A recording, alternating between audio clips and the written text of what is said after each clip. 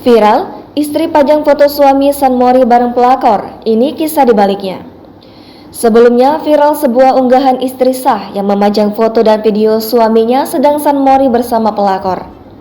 Adalah pemilik akun Facebook Nisa S yang membagikan unggahan ucapan selamat kepada suaminya dan sang pelakor tersebut.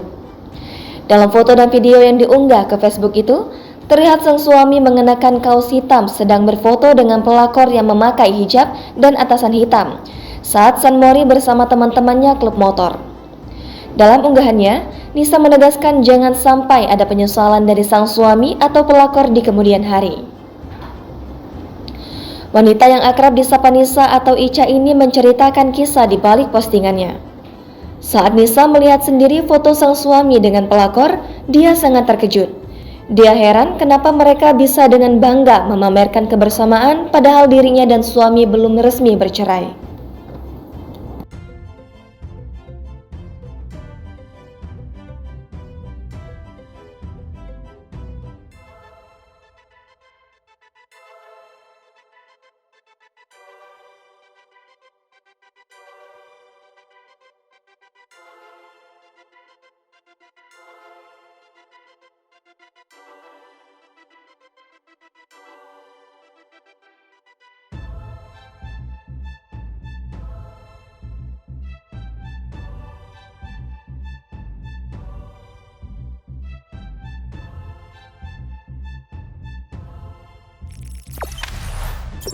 Jangan lupa subscribe, share, komen, dan like ya.